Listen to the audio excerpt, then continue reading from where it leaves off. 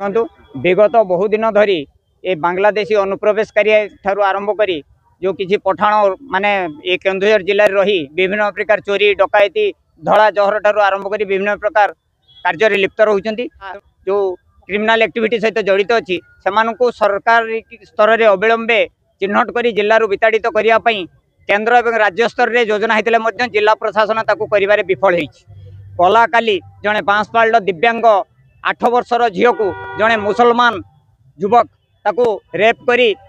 बारंबार क्षताक्त अवस्था कर मृत्यु सहित संग्राम कर जिले में आईन श्रृंखला परिस्थिति संपूर्ण विपर्यस्त हो जाए ये जिले में आईन श्रृंखला फेरे ये हिंदू मान सुरक्षा देवे प्रशासन विफल हो प्रशासन विफलता विरुद्ध में काली सकाल 6 रु संध्या 6 घंटा पर्यंत केन्दुझर जिला बंद पर आज ये आह्वान दि जाइए आ कालिका बंद रे स्कूल कॉलेज कोर्ट कचेरी रास्ता घाट थारू आरंभ करी समस्त सरकारी कल शिक्षानुष्ठान थारू आरंभ करी केवल स्वास्थ्य एवं नित्य आवश्यक मेडिसिन स्टोर छड़ा अन्य सब प्रकार कल सरकारी कल बंद रही आम समग्र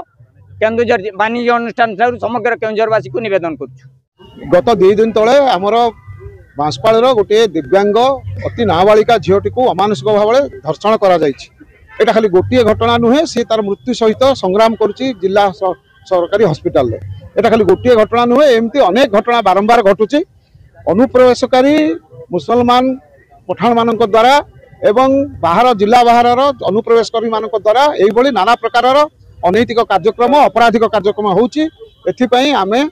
गत 1.5 वर्ष तलू आम सरकार को जन सारी एसपी को जनइचु कलेक्टर को दाबीपत्र जनाई आईन श्रृंखला को किभली भाव में सजड़ा जापर गरीब